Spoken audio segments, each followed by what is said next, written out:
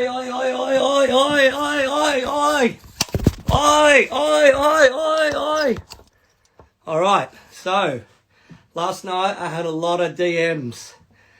My OnlyFans page is actually called Pussycatcher. I'll be giving everyone the details later on at the end of this show. All right, back in a minute.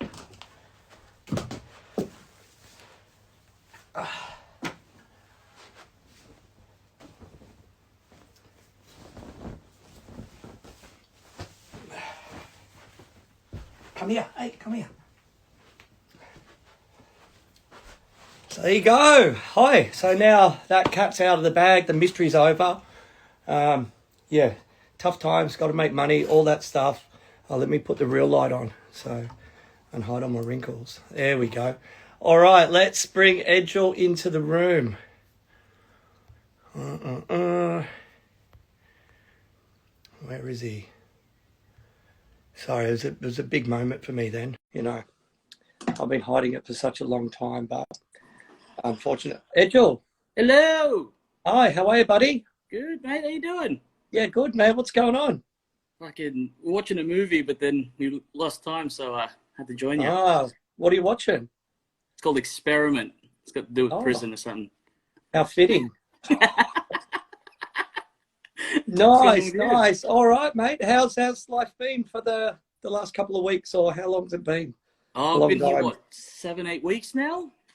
Oh, so you came down after the lockdown started? Yeah, so with the lockdown, the what's the word? I was planning to leave Byron on the 8th. Yep. To come back, and then my flight got cancelled, and then I became friends with this like 70-year-old Uber driver called Neil up in Byron, and he actually drove me to Newcastle on the 10th. Wow. And then Marty picked me up from there. Nice. But that's because there was the promise of the extension was only supposed to go for another week. Yep. And 8 weeks later, we're here. Yeah. Cool. Awesome. All right. So thanks for joining us tonight, Sunday night, the 29th, I think, or 30th. Oh, I've lost track, eh? I know, mate. It happens. Let me get rid of this cat. Go, buddy. Go. Let me get my things. Cool, man. So, like, how long have you been tattooing for? It's quite a while now, I imagine. Well, I got in the industry 11 years this year. All right, cool. So let's go then. What was your first tattoo and who did it and what sort of inspired you to get a tattoo? Well, I've wanted to be tattooed since I was younger, but my first tattoo I ever got was my face by Jamie Kirchin, wow. the guy who, my mentor. Wow, who was it again? Sorry? Who was your mentor again? Sorry, Jamie Kirchin at the beginning nice. at Raven. Yeah, he owns Hunter & Fox now, and then I was taught by Jay Smith. He works at Ocean Ink now. But Jamie did my first tattoo was my face because I thought I was a gangster. Nice. Straight in the deep end. Straight in the deep end. Mad. And then, all right, let me guess. What was your second tattoo? Your knuckles? My wrist. yeah, my knuckles. Yeah, I got my neck done and everything. Nice. Mate, that's the modern way now. So, you know. That's it, eh? Cool. Yeah, cool. So what you obviously going full out getting your face done straight away. Were you already like understanding that you were gonna tattoo, or was there a talk that you could do this? Well, I was one of the, how can I explain it? I was on the rarer side that I didn't actually have any tattoos until I started my apprenticeship. Yep. And I guess that was the kind of prerequisite of getting it. So yeah, I had to go get tattooed. But yeah, I always thought I was always going to get tattooed. Yeah, nice. For sure. Nice. So from that, like at Little Raven, like what was like the progress? What was your apprenticeship? Because I imagine you've always been involved in art of some sort. Yeah. So how did I get into it, or what was it like? Yeah. How did it come about that the door was cracked open for you? Oh, well, I wanted to get into tattooing since I was a kid. Like my mum used to tell me that she used to catch me with like drawings of dragons and shit all over my arms. Cool. They didn't look like dragons, but it was like just drawings all over me. Mum used to be so pissed. And then I was about 14 or 15 when I saw a magazine with Uncle Alan in it. Oh, wow. Yeah, and that's when I was like, Man. oh shit, this you can actually do this. But I grew Yeah. up in the age of technology, you know, so Yep. I started following him on MySpace and seeing that he was doing guest spots in Japan. I didn't even know that was a thing. Yep. And I was like, oh, cool, this is it, eh? Yeah, tattooing my Yeah. first job ever. I've never had any other job. Wow. Okay, that's mega. Actually, what's been interesting over the course of these interviews, quite a few tattooers have, yeah, it's been their first job, which Yeah, is so cool. yeah. I mean, I can see. Jay used to always tell me that like it's good to have like a kind of job before tattooing because it teaches Yep. you some form of work ethic. Because a lot of Yeah. people when they just jump into tattooing, Yeah. they, you know, And I think also, I tend to agree with that, but I think it also gives you a maybe greater understanding of the word grateful, yeah, to what tattooing actually is, because it is something pretty special, for sure, yeah, definitely, you know. yeah. Yeah. So was that when Jay had come back from overseas? Was that correct? Yeah. He just came back from overseas. He was working at Bondi Inc. Yep. before he came over to Raven. Yep. I don't know how long he was at Bondi Inc. for, but then Yep. yeah, he came over to Raven, and I worked with him for uh, 3 years. I'm pretty sure. Yeah. Yeah, Cool. I think around that. Yep. How Yeah, was that your man taught me everything I know. Yeah, cool. How was like your apprenticeship structured and that sort of thing? Like, how Um, many days a week were you there? Did you have to mop the floors and do the counter and scrub the tubes? yeah, All those good um, things that apprentices love doing. yeah. We all better fucking love it. What's it called? So I worked 5 days a week because the shop was only open 5 days a week. But if Yep. somebody was tattooing, I'd go in. Yep. Um, and yeah, I just mopped the floors, did the Cool. counter, did the Yep. tubes, dealt with Liverpool's finest. Yep. Yeah, that was a great Nice. time. Nice. Well, mate, a face tat would have come in handy. Yeah, any sort of tattoo would fucking come in handy. I remember a lady came in and asked if like I was at the counter and this lady was like, oh, like, can I speak to someone who works here? And I was like, it's fucking You me, are. man. I'm behind the counter. Yeah. Yep. What do you Yep. expect? Yeah, because I didn't Yep. have any tattoos. Yeah. Yeah. Yeah. I remember getting told when I was young, I didn't have that many when I was already tattooing, and Mhm. an older guy that I looked up to that had a cool collection. I was always like, oh, maybe one day if I can tattoo him, it means I'm getting okay. And Yeah. he sort of said to me, oh, mate, you got to get covered, dude, Yeah. before I can take you seriously, you know. So, but you Yeah, man. did, you got tattooed a lot quite after Yeah, that, didn't you? yeah, I did. Yeah, I kind of went on a tattoo pilgrimage, if you want to say, and got Yeah, tattooed by a bunch of other people, a bunch of different people. yeah, Um, cool. and yeah, it was fucking been a journey. Yeah. So with back to your apprenticeship and with Jay, like did you start off on all the basic stuff and then you sort of slowly progressed? A Um, few people are saying hi. Quankster's saying hi. A few others. So what up, feel free, Freddie? Edgilj, to say hi back to him and that sort of thing. Hello, My hello, mate hello. Dennis has said hi. So, yeah. Oh, I think Dennis is Hi, asking hi, any hi. bags. Not sure what that means. So I know someone has got a VL Turbo for sale, but if that helps. Yeah. Yeah. So, What's the word? Sorry, what was the hey, question again, Dale. Jace? Sorry. What was the question again? Uh, has anyone got a VL Turbo for sale? Oh, fucking, that's it, eh? Yeah, I don't know. Yeah. Yeah. No. Just like what were you doing then, and what sort of tattoos were getting done in the shop and that sort of thing. Oh shit, sorry. Yeah, we at the Yeah. front of the shop it was all Cherry Creek flash still.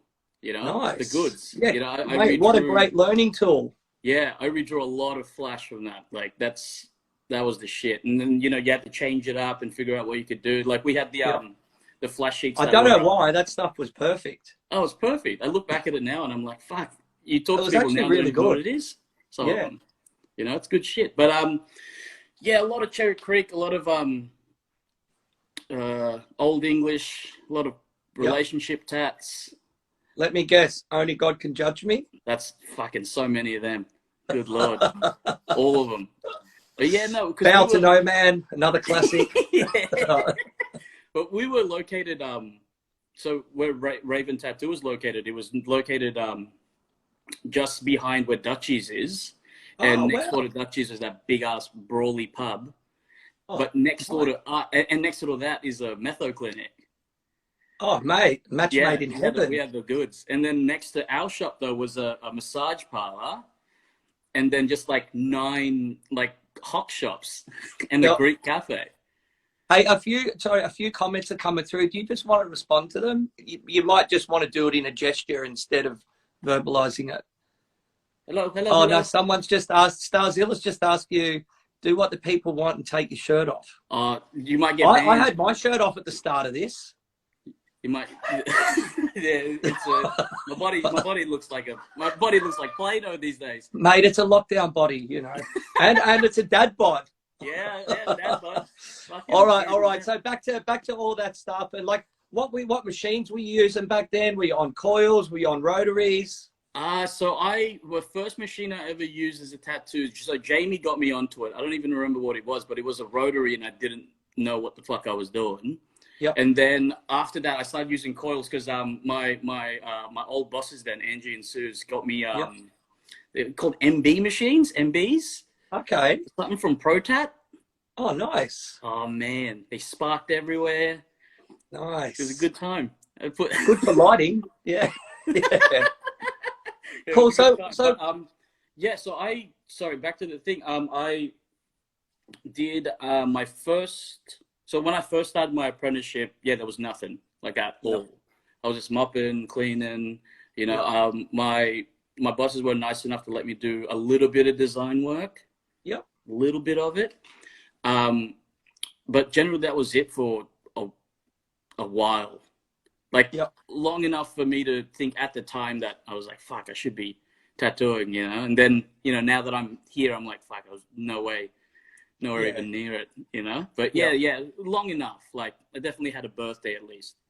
Yeah, birthday or two. And then I did my first tattoo on this kid. I can't remember his name, but the first tattoo he wanted was cracks on his face. Mate. Dude, it was wild time, man. Yeah, he wanted cracks all over his face. Well, I kind of guess if you had a shaky hand, it wouldn't have mattered. It would not have mattered at all. But he wanted that, but we talked him out of it, and I did like a tribal piece on his leg. Yep. And I think it was a Leo Zulueta tribal piece, and I did not do it justice. But I did that on his leg, and then underneath that tattoo, I did the exact same tribal piece under his leg, because my boss is like, you got to see the comparisons, and this guy didn't give a fuck. Obviously, if he wanted to get his face all cracked up, mate, yeah, dude. You know, 2 for the price of 1. Yeah, I'll try and find the photos for you, Rhys, because I did Old English the word juicy on his stomach. Oh wow! And what's it called? He like I was just like fucking around with him, saying like, oh, you know, make sure I didn't spell it, like didn't spell it or whatever. And he's like, I'm dyslexic, I can't fucking read. Wow. And I was like, man, this is so good. This guy's winning. Yeah, he was the best. He was such a nice guy, though. This guy was. Yeah, you do, and that's the crazy thing. You do get like mad people that come through the shop, for sure, and especially when you're learning, you come in way more contact with them rather than when you're established, because you tend to like brush them aside, and you know you don't want to deal with it because it's still too much. But yeah, in the early days, man, they're the great ones. Yeah, well, I was still like. Since then, I've always been kind of like a street shop guy, because after that I went to Platinum Ink in Petersham and met some gnarly people just from there, and then Skin Deep in. Is that when Jane still had it? Yeah. Jane still had it. Cool. Yeah. And I was there for 2 years. Okay, so that probably takes you up to about 5 years tattooing, sort of thing. Yeah, and then I went to Skin Deep, and I was there for the longest time. Great shop. I love that place. Yeah, but that was a place that I experienced the most. Like, like so many things happened there. So Petersham was a step up from Liverpool, crazy wise. Yeah, dude. It was like, because I never had to work till like midnight. Yeah. Oh well. And then, and so Skin Deep was the first time I've ever worked at a shop that was like proper walk-in midnight. Yeah. They say midnight, but I'll be there till 3 in the morning. Like totally, you know. But the best times I've ever had with those people, you know, like great Kiefer and Tyson are the best fucking guys I've ever met, you know? Yeah, So, they run an amazing shop. So yeah. with your, say, let's talk about the progression of your tattooing. Like, so say after 3 years at Little Raven, were you starting to do a style or lean towards one? At the time, I was kind of leaning towards neo-traditional, mainly because I had a like design background. When I say design background, I just drew a few fucking things on paper, but I felt like that was the most comfortable for me. But I felt like that was the best. Like my comfort zone. You know, neo-traditional. Because I tried to do traditional, I couldn't fucking do it. Yeah. And then, well, that's surprising because neo-traditional is harder than traditional. You know, it's another level up of style and, you know, design sort of I thing. think it's the simplicity of it. I couldn't get it, and a lot of people can't. Like, I'm not trying to talk shit, but a lot of people can't. Like, know? Well, I think some trad artists think the more whack and rough it is, that's more traditional it is, how it was done in the day, but that's not really the case. Yeah, no. Yeah, you want to get a good tattoo, you know, you want to make it look good. But so I was doing neo-traditional, and I was really focusing on that at the time. And then, just kind of went off this, kind of started doing this weird thing. I don't know what the fuck I was doing. I was getting real weird and just doing black work for a second, literally. I mean, like 4 months, like just planning on throwing all my colors out and just doing black work. And then I went to Japan. Right. And that blew my fucking brain, man. And I'll be honest with you, before Japan, I had a misguided opinion and view of what Japanese was, just simply because of what I was surrounded in Liverpool, you know, and you know, I didn't see proper Japanese until I went to Japan. Yeah, cool. And then, all right, before we get on to Japan, because that's a big important change in your career. Up until then, were you going to conventions or were you doing guest spots or that sort of stuff? Yeah. So the first guest spot I ever did was in Melbourne at East Brunswick Tattoo. Cool. I can't remember how many years I was in till I did that, but that was the first flash day I ever did. And then I was, just before that, before the guest spotting and stuff, during my apprenticeship, I was going to conventions as much as I could. You know, getting the poor man prints, you know, just the business cards, the stickers, you know. Mate, you got it, dude. Yeah. I still collect them now. Dude, yeah, me too. I try to get, like, if somebody goes overseas or something, I try to get them to get me a bunch of cards. Yeah, it's a nice little memory thing. Like, for sure. I've pretty much got I think I've got all the business cards I've had over the years except for 2. And I'm in touch with some full-on, like, business card collectors, and they got their eyes out on them. So I know one day they'll turn up. But it's nice to have your own history of cards and stuff, and even your other mates, like, you know, that you're around, because it's pretty disposable life these days, like, fucking whatever. So that's cool. Yeah, man. Yeah. I still try to collect as many business cards and stickers. Like, my trolley is a fucking mess. It's just covered in stickers, like, a bit too many. Yeah, but that's like what I do at the shop. I encourage artists to make the space their own, you know, and customize it. And it's just an extension of being tattooed and being a tattooer. Like, you got to customize everything, you know, whether it be your work trolley or a mirror or something at home or whatever. I think it's deep in the blood sometimes. Yeah. Well, my bay at Platinum Ink was literally covered in toys. Like, I had toys everywhere. I had magic cards. I had a ball that I stole from a baseball place. I don't even know how I fucking got it. And then I had train tickets. I had everything on the walls. Yeah, mate, curiosity stuff. Like, you know, I've always loved, like, you know, the old Little Tokyo in Bondi Junction was just full of clutter. It was wall to wall ceiling of just fucking shit everywhere. And I really love that, because I think when people are laying down for a long time, it gives it a bit of soul, and it gives them stuff to look at. And I'm sure you were the same maybe with that toy collection. Like, I used to get customers bring me stuff to put on the altar. Yeah. When people brought me shit, it just kind of like, I put it somewhere, it stayed there forever until I, you know, like, till I moved. Yeah, and it's cool for them. They feel part of it. Yeah, I love that shit. It's the best. Yeah, cool. So what other guest spots did you do after East Brunswick?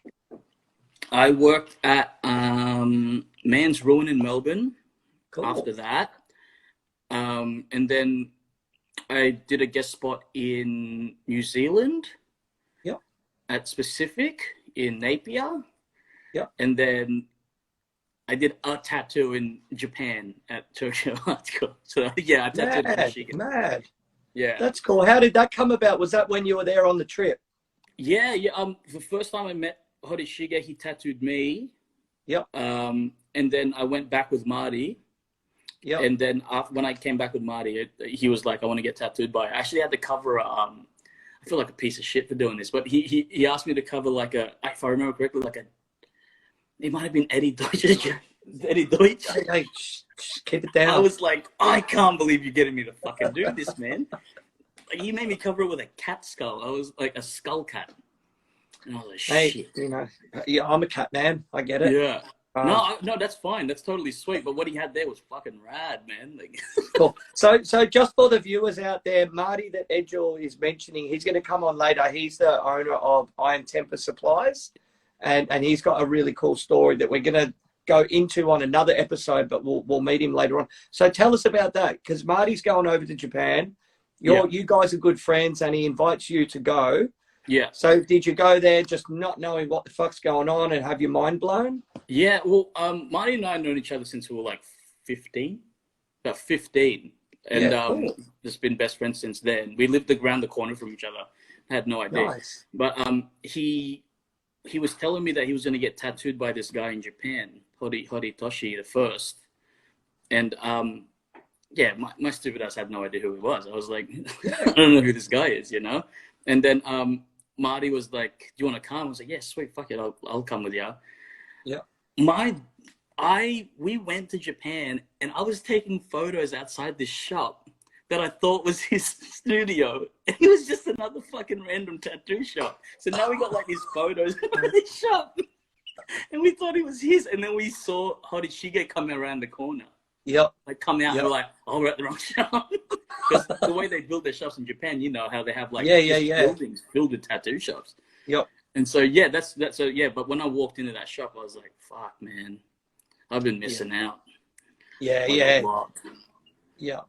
Amazing. And so with all of that, how did you come to do the tattoo at Tokyo Hardcore then? Oh, so the first time I met Hodeshige at the shop, I wanted to get tattooed. At Horitoshi's so I got a Daruma doll. Sorry? At Horitoshi's shop. Yeah. He was there. So he helps him out. Just got to confirm this shit. But he did a Daruma doll on my wrist. And then after that, I went back with Marty to Japan a few months later. Yeah, right. So Marty could get more on his bodysuit done. Yeah. And then that's when he was like, I want to get tattooed by you. And so I was like, fuck, man. All right. I had to gift wrap my tattoo machines to make it look like gifts, you know. Mate, it's such a step out of our reality, and it's so steeped in tradition and honor and so many things that us as growing up in a Western world, it's gone, and it will never come back, unfortunately. But every time I've gone to Japan and come back, like I'm always amazed at so many things, like even just the general cleanliness, the courtesy of everyone. And I come back and it makes me feel like I want to be a better person. If that makes sense. Yeah, for sure. Yeah, because I like, you know, generally I think I'm a quite polite person. But then I went there and realized how fucking rude I am. Everyone's so nice, man. Like, like fuck, like we caught a train back from the airport from Narita to Tokyo. What's it called? There was a guy on the train who like lent his seat back. Fuck is this? And he like is it okay if I put my seat back? I think you can do what the fuck you want, man. But yeah, like people like bowing all the time. Wild time, man. It doesn't translate well when you come back. When you're that polite, you know? Like of course, it's quite weird. Of course, I think here some people would see being polite and well mannered almost sometimes like a weakness, depending on the situation you're in. Yeah. But it's not. It's fucking. It's morals, important. and it shows that you get it. You like, yeah. Yeah. It's really important. Augustine, Like, hey. it's really important to have man be polite and stuff. Yeah, yeah. So after Japan, coming back, were you still working at Skin Deep then? So I was doing those trips when I was at Platinum still. Okay, cool. Cool. All right. So I think I did a Japan trip when I was at Skin Deep when I started at Skin Deep. I think I went to Japan again.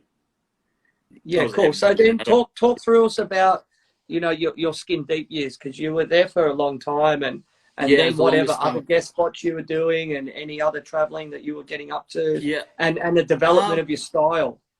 Yeah. So working at Skin Deep, I got the job through, well, actually, I became friends with him because I was at a Melbourne convention. I went there just to hang out at the Melbourne convention.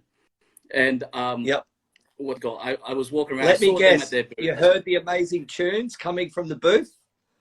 Oh my God, yeah. And I was like, yo, what's up? How you guys doing and shit? Best soundtrack ever. Oh man, I was so drunk by like midday that I thought I had to catch my flight the next morning. So I was gonna, like, just to make sure I got my flight, I was gonna leave. So I said goodbye to them. And they were like, when do you fly? I was like, tomorrow morning. They're like, fuck, just stay with us. And then we just partied so fucking hard. Like, those guys can have a good time. Best dudes, best people, greatest time. But I developed my style. Definitely, I grew into my style when I was working at Skin Deep, because before Skin Deep, shop-wise, besides one other person I can think of, Eva, I wasn't really working with anyone who's into kind of sneakers and, you know, that kind of culture and stuff until I worked at Skin Deep, because Kiefer, Tice, like, they're really into their shit, like, and they know what they're talking about when it comes to that stuff. So it was nice. It was refreshing to be able to talk to somebody about that stuff, you know. But definitely that my style definitely became much more prominent when I was there. Yeah, cool. And like, because obviously now years later you're doing a lot of large scale Japanese work, but you're also doing a lot of like one shot bangers, you know, all with this TN feel, which is that correct? Yeah, which is amazing, mate. Like, I was talking to Feezy going, fucking hell, look what he's doing now. Like, he's just taken it to a whole new level. It's like you took 10 acid trips and you can now just turn creatures into a fucking sneaker. It's mad. I don't really know how it fucking came about. It was like, the first one I did was a TN Tiger, and it was like, I did it at like 5 a.m. because I just thought of doing it. And I couldn't believe that no one's actually given it a crack. Prior to it. What is, as a aging bogan, explain to me, what is the fascination with TNs? What do they say? What do they say? What sort of statement do they make? So they used to have a much more notorious statement than what they do now. Like we saw a bloke in the city with a suit on with fucking TNs on. We were like, what the fuck are you doing? It's wild. Just being caught. No one would wear them. No, you don't wear them. That's the fucking, that was the whole thing. But if you did wear them, you wore them because you could. But now it's a weird, I think it's more of a fashionable thing now. Back in the day, it was a status thing. Yeah, right. Yeah, cool. But and mate, they've got such the color palette as well, which lends itself, amazing to tattooing. So my shoes. So all right, you've done all your you're doing your Skin Deep stuff. You're doing other, because those boys, mate, at a convention, Skin Deep booth is like the best, man. Like I love all the music they would crank out. And it's just non-stop. And I know they used to get told to turn it down, but like, no way. And you go to the booth and you couldn't leave. You'd just be getting handed shot after shot. Shot. Yeah, you take a shot in the morning. That was the tradition. You take one every morning, regardless of what you did the night before. Yeah, but Skin Deep for me is like a super fun shop, you know, and a super and like a mad street shop. Like around that time is when I think, correct me if I'm wrong, but when King's Cross sort of slowed down and closed down with the licensing laws, everyone transitioned over to Newtown. And then all of a sudden, King Street just exploded. Yeah. There were no lockout laws. It was open till late. It was the new King's Cross. Like, once all those lockdown laws started kicking in around, like the restrictions and stuff of King's Cross, everyone went over to Newtown. It became very, very hustle and bustle. You know, like super party.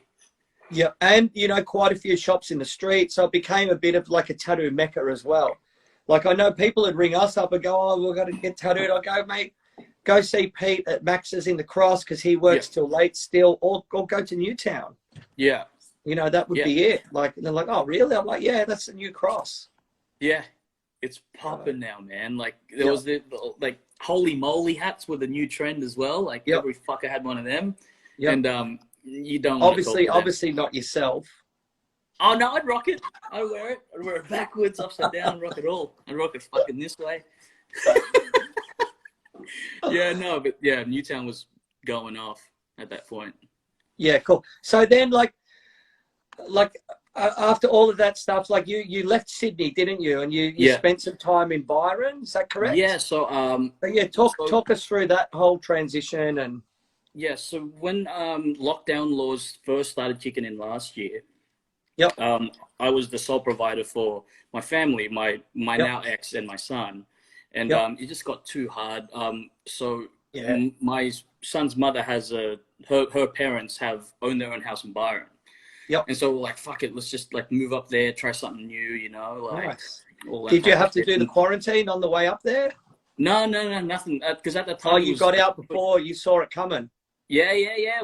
We got in. So like, it's quite weird. This is the first lockdown I've really experienced. Because when I went to Blacktown, when I moved to Byron Bay, the lockdowns were there, but no one was really fucking doing it. You know, like no one cares up there. Like, I could feel the bloke's fucking stomach against my back at the shops. Like, that's how close he was.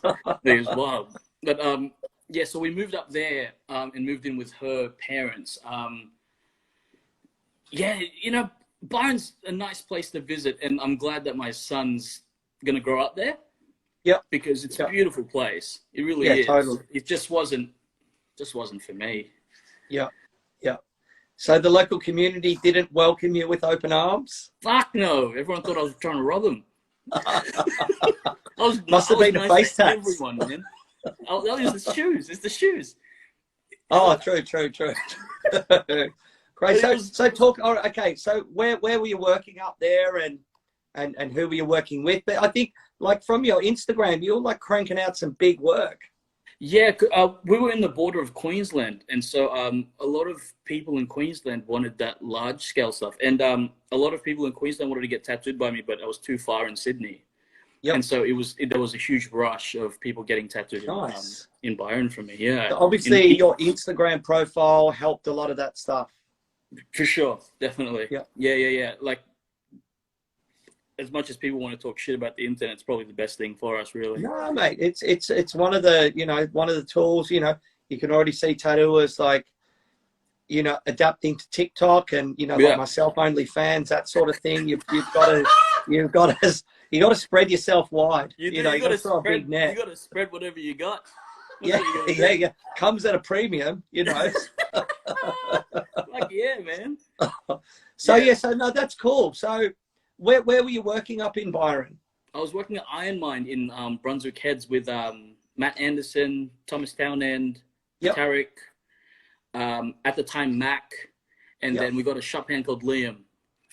Thomas is an ex-Sydney boy, isn't he? Yeah, Thomas used to work at LDF.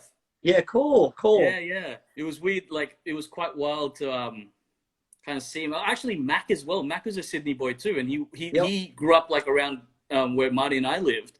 And nice. I had no fucking clue who he was at the time. Yeah, cool. But how did you say, for example, you're moving up there? How did you land the job in that shop? I emailed them because prior to that, Tomo, I went and visited Byron with my ex to go see her parents. And while I was there, I was like, fuck, I might go visit them while I'm there. And then that shop kind of just stuck with me as well in my head, like, of where to work. Because it was also the closest shop to where I was living. Yep. Yeah. And cool. so yeah, I just messaged them. Yep. Luckily, yeah, he went through. And you were doing as well. I'm pretty sure you were coming back doing like maybe flush days and stuff at Skin Deep. I was back once a month. So nice. I was spending. So I'd spend 20 days up in Byron, 10 days down here. Yeah. Nice. Too much of a Sydney boy, really. Yeah. Cool. So now you're back, like. And I think, like, at the start of this interview, you talked about it. You came down into the lockdown, obviously not thinking it was going to last this long. Nah, completely fucked. Everything's fucked. Yeah. Well, you know, who's got a crystal ball? Who fucking knows? You know. No, exactly. So, yeah. But so obviously, I know for a fact. I was talking with Blake about this because he'd spent time in Melbourne and coming back, but. Once we get back to work, I know because you're a Sydney boy, you're going to be like run off your feet. You'll be able to work 7 days a week if you can. So I imagine you're just getting a waiting list and keeping people on hold once we get some information. Yeah. Just like, guess the only way we could really do it at the moment. Like I kind of stopped posting. I'll get in contact with people that are booked in. Mate, personally, I've not even done it because it's a waste of time. And no disrespect to anyone doing it, and people don't think I'm a lazy fucker. But the news cycle goes so quick. You post something today, it's gone tomorrow. You know, so we've already been through this once. You know, once we get a clear idea. You know, we're off and running. Oh, for sure. Yeah. But like, I've gotten the odd fucking message saying, so when do you want to book me in? I was like, where? Like, hey, how many good ones do you get? Oh, if anyone's working from home, just let me know. Oh, it's so good. Yeah, it's like, fuck. Oh, yeah, sick, dude. Yeah, mate. I just to my house. One of the ones I've said is like, oh, mate, obviously, unfortunately, we can't accommodate you, but I'm pretty sure if you get on Gumtree, you'll find someone. Yeah, you just write tattoo and Gumtree, you'll find a banger. He'll do fucking underdog judging on you. Yeah, I tell you, on a serious note with that, I was talking to one of my mates over in the UK in Bristol, and they've been locked down a lot as well in the UK, right? And he was saying what they just did now in his area, which I thought was really, really cool. The local health department and the council got together. And they formed like a SWAT team, and they went around and they worked out who all the backyarders were from Facebook Marketplace, from Gumtree, all this sort of shit. And they set up the fake things and busted them, right? They gave them £21,000 fine, which is like 45 grand, 50 grand. Yeah. And then on top of that, they're making them pay all the money back that they scammed off the government while working from home. Oh, shit. Yeah. So I was like, fuck I better take my advertisement off Gumtree then. Mate, but you're under a different name. Putting up, So we got quite a few good people coming through saying hi and stuff. So hi, my mate Big Lin from overseas. So from Taiwan. So it's good. So all right, so then you're back now. What's your sort of plan? And you just sort of more importantly, how are you using your time? Because your painting over the last so many years, man, is up there with the best in the world, dude. It's phenomenal. Oh, thank you, man. Mate, it is. It's out of control. Thank you, man. Thank you. I've just been smashing as many prints as I can. That's the only thing we can really do at the moment. I kind of want to start focusing on maybe drawing more flash and stuff soon. Just because. Fuck you. We're gonna get out of this at one point. I'm gonna forget how to fucking draw flash. But I've been focusing on just like the creative side. But honestly, I'll be honest with you, like I've been real fucking lazy. I've just been like watching movies and shit and walking the dog to be outside. But also as well for creative people in general, that's kind of okay. You can do that, and sometimes it's a good thing because generally we don't get the opportunity to do it. And I know in these circumstances, some people are on like a hyperdrive and other people are in the middle and other people are just coasting and other people just going to do fuck all. So either way, it doesn't matter. It's, I'm sure you're not going to do that. We've been into this 10 weeks and I dare say we're maybe halfway. So, you know, hopefully not, but you know, I'm sure you'll kick into gear and you'll do your stuff. And then once we kind of get a little bit of a glimmer of coming back, it'll be like, oh, all right, I got to get my shit together. Yeah. Crack the whip again. Because this will be, I really think this will be the last big lockdown. So this is like, hopefully, you know, not so much for you, but for me, like a glimpse of retirement times two. So yeah, fuck, it must be good, eh? Yeah. No, oh, mate, yeah, it's Well, not if you've seen paying... what I've been doing on my other account. Yeah, yeah. Fucking hell, that's the way. Yeah. Yeah, but yeah, so with all your like your painting, what mediums are you using? Are you doing on iPads? Are you using I use Arches or... So I was using, so back in the day when I was drawing like on fucking paper properly, I was actually using like watercolor pencils. Oh, what? Oh, really? Yeah. So wow. all that stuff. Okay, so what do? You just color away with them and then get the brush out? I had this paintbrush, and I have one paintbrush, and I stole it, and it's like the best paintbrush, and I've never been able to find it again. Not from who? From no one. I found it. Mate, great like, story. It's the best fucking paintbrush in the world, and I've just used it for everything. But now I've just focused on more digital, because it's a bit easier for me in the sense of like it's portable. I can do whatever I need to do. Yeah. And since being introduced to a Wacom tablet, it blew my mind. Like, because before that I was using a mouse. I would draw on the computer with a mouse. So talk to us about what's the difference between, or what are the benefits of a Wacom compared to an iPad? It's so with the iPad, the processor of the iPad's not as quick as a Mac. Right. And so you get a lot more usage out of a Mac, because you have this thing that can process it way quicker than an iPad. Yep. And also you're using Photoshop instead of Procreate or Illustrator, or whatever the fuck people want to use. But it's got way more options to do different things in it. Okay. You know, I also don't. It's also not a glass pad. The one that I use, it's like, because I look at the computer screen and I draw looking like a fucking idiot. I draw like this. It's quite wild. And the actual thing feels more paper-like. Right. Than the iPad. Yeah. So I don't have an iPad at all. Oh, nice. Okay. Yeah, cool. Is it quite a big setup? Like, I've seen they're quite a good size. My one at home, it's like, you know the size of my head. I've got a small ass head. It's about this big, real small. Which one? That's your fucking thing. But I'm currently using Marty's. Marty's got a Wacom tablet, and it's like this big. Yeah, you know? Nice. No, they look really cool. I've seen a few people use them over the years, and mate, you know me, I'm analog man, and I try my best to I've gone digital everything. My cigarettes are digital now. I'm fucking wow. Yeah. Okay, what are you using? Digital tattoo machines? Digital tattoo machines. I'm using like battery powered ones with like, you know, up and down on them. Now, what are you using machine wise? And like, talk us through like your technical setup. So I'm using 2 Morgan coils that I got custom made from him at the beginning of my apprenticeship. They've fucking lasted this whole time. And I'm using a rotary tattoo machine. Yep. And then I was given a Dan Cuban. Oh, nice.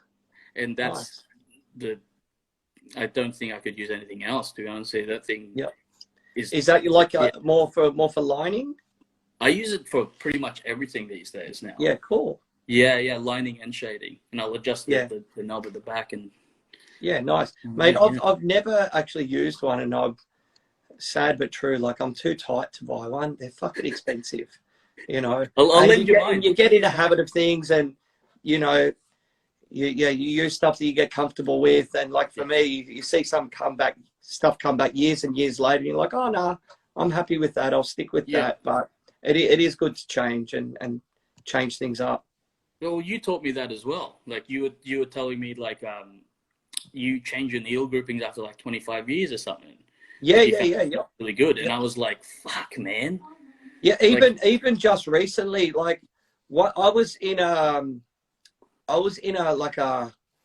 a system for years, right? And Yeah. then when Cole started working at the shop, you know, I was like, oh, what are you using there? Like, oh, this, that, and the other. And now I'm using some smaller line weights, and then I'll come in at the end of it and boost the lines, and back to coils, different rotaries. So I'm back in the experimental stage, and all that sort of thing, which it's cool because, you know, like we were talking about earlier in this interview, like stickers all over your toolbox, like even your machines are an extension of your personality. So it's nice to mix them up and you know, try different dirty things.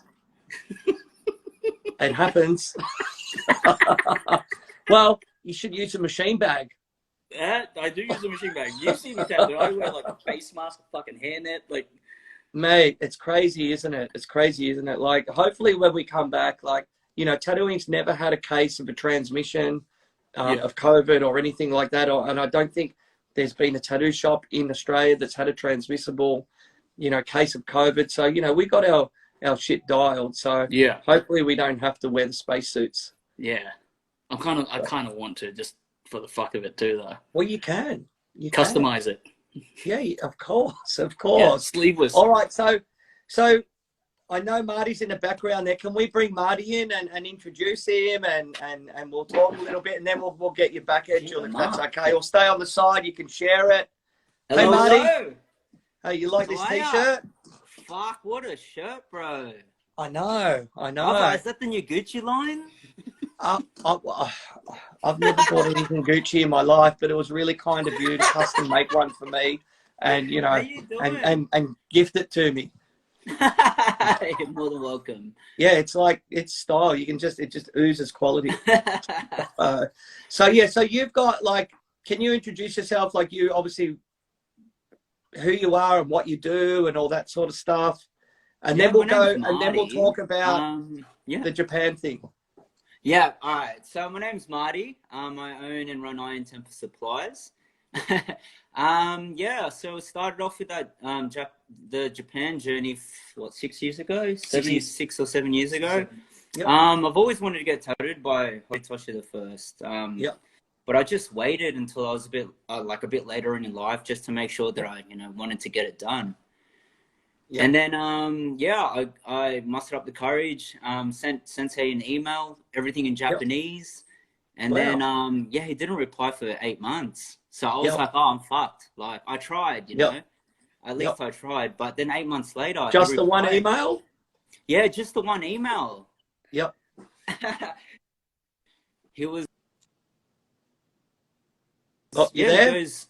Come to Ikebukuro, I want to meet you properly. Not even like saying that he was going to tattoo me or anything. And then, then we booked the tickets and then off. Not acknowledging that you were in Australia.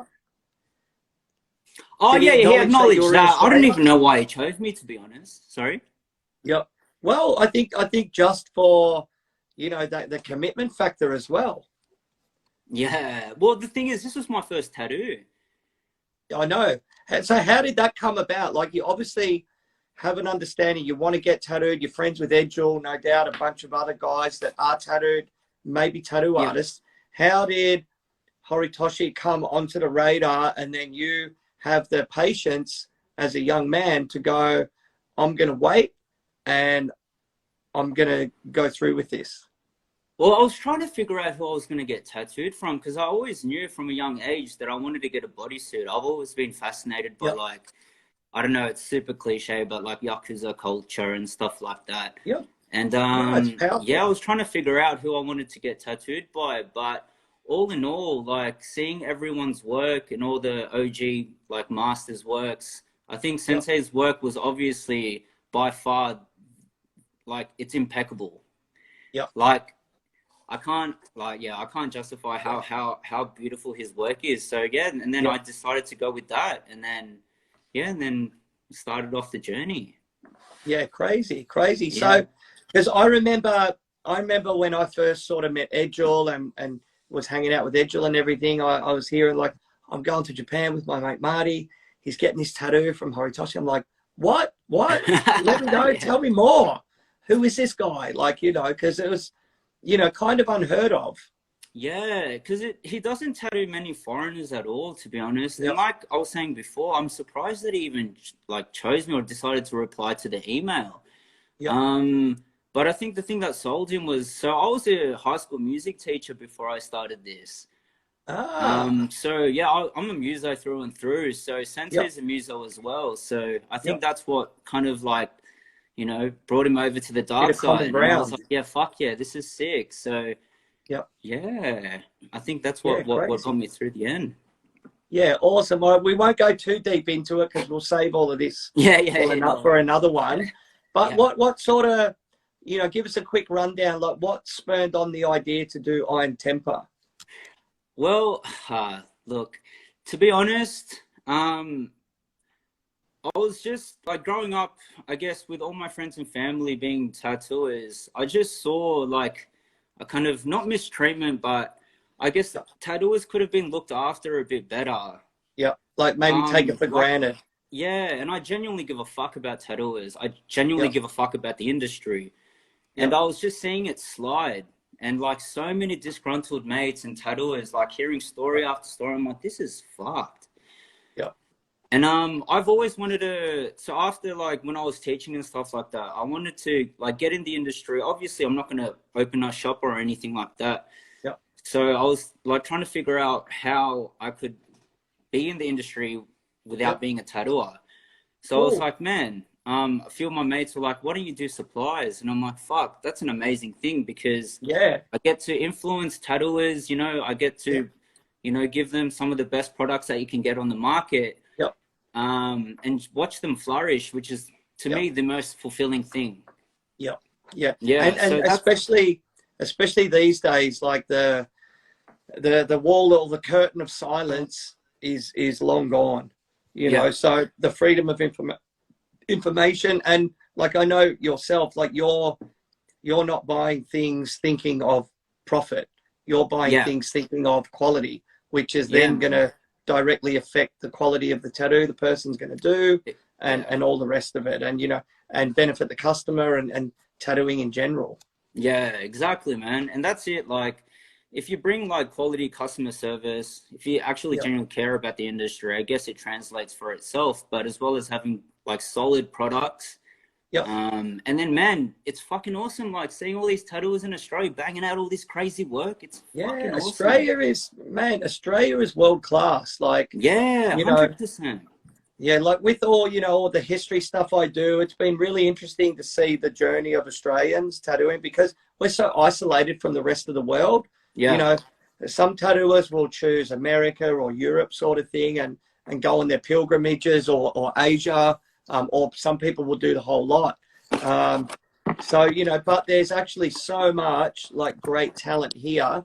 And now, especially with, you know, OnlyFans and TikTok and Instagram, the information exchange is free. And you can see it all and you know, and just be instantly, like someone in London does a killer tattoo, they upload it on Instagram or whatever platform, you can see it like within the next 6 hours at most, or 8 hours, and go, wow, that's cool. And obviously you're not going to rip it, but you're building up your mental back catalogue of images that you're seeing, so that maybe when the opportunity arises, something subconsciously is going to go in your brain. Oh, I saw that from that guy. Yeah, I'm not going to rip it, but I might just try this little trick. And it sort of goes from there. Same as with equipment, you know, like when you're bringing in new stuff and, you know, like the rise of rotaries and pens and all that sort of stuff. It's, you know, it's phenomenal. Yeah. The impact it's having on tattooing. Yeah, 100%, man. And that's the thing. I felt like there wasn't really a platform before I had Iron Temper to showcase more specifically a lot of the trad tattooers and more Japanese tattooers, because I'm looking at all the look, I'm not putting shit on other supply companies, but it's kind of like the same shit, you know. Like I'm not putting shit again on black and grey artists, but it's the same shit over and over again.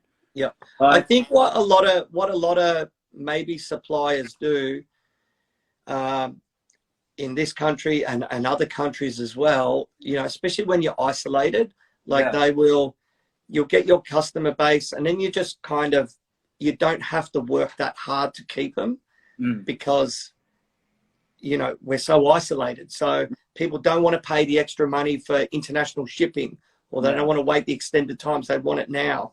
So, you know, I think all of those things are working in your favor. Yeah, that's the thing, man. We'll try to do like pretty much everything next day shipping. And man, if like the quality is fucking there, then like why not? Yeah. Yep. I don't know why not.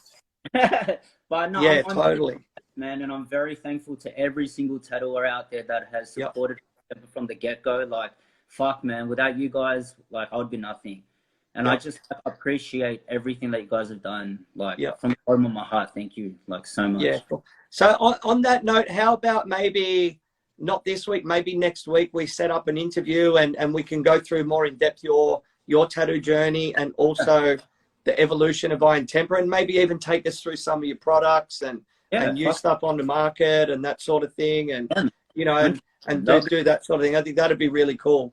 Yeah, that'll be awesome, man. Thank you so much. Yeah, awesome. So you guys are both in Sydney, aren't you? Like, obviously. So yeah, he's sleeping on my couch, man. Having to fucking amazing.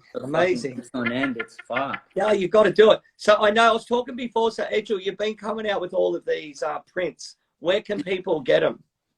Just DM me on Instagram, really. Just kind of find what you like and then just send me this direct message. A DM. Who the fuck calls it direct message? DM. Yep. All right. Awesome.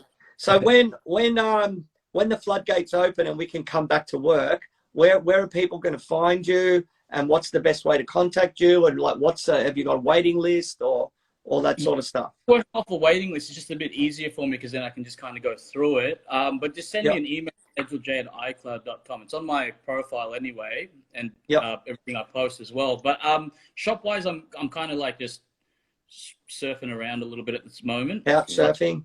Byron Bay. Yeah. Just kind of traveling around. Did you find Marty on couchsurfing.com? Gumtree, actually. Couch for rent. Nice. All right. Well, I just want to say thank you, guys. So we'll come back with you, Marty, and maybe next week, and we'll get you on again there as well, Edgilj as well. So actually, Edgilj, have you got any prints handy with you? Yeah. Oh, right now? Oh, fuck. No, it's all If not, we can show them like next week when we do the thing with Marty as well. Marty's getting too excited. We'll show him next week. Actually, it might be easier because Marty goes through his shit. But you can see it all on my Instagram as well if you want to find it. All right, so let's just like here we go. We just want to say thank you to everyone that's tuning in. I know a lot of us in Sydney and Melbourne are going through a shitty time. Thanks for your time and all that sort of stuff. If we haven't acknowledged you in the messages, it's not because we're being rude. We've just got the conversation flowing. Any questions, just contact me directly, or either Edgilj or Marty as well, and we'll all get back to you, and you know, we'll go from there. So awesome. So Chris Vanessa just sent love hearts, and I've got Chris coming on in the next week or two as well. So I'm gonna step it up because I'm in the LGA where I've got a curfew. I can't do anything by 9. I've also got Zach Hart coming up from Melbourne. I've got Rob Mopar. I've got Jack Douglas. So I'm just gonna try and maybe just take 2 nights off a week and just sort of smash it out while I can't leave home. So yeah. We are, man. All the way from Hawaii. What's going on, brother? Love you. Oh, amazing. Cool. All right, everyone. Thank you so much. I love you both, and I'll chat to you both soon. And thanks, everyone, for watching. Thanks again for watching. Just remember, OnlyFans, Rhys Gordon, pussycatcher.com.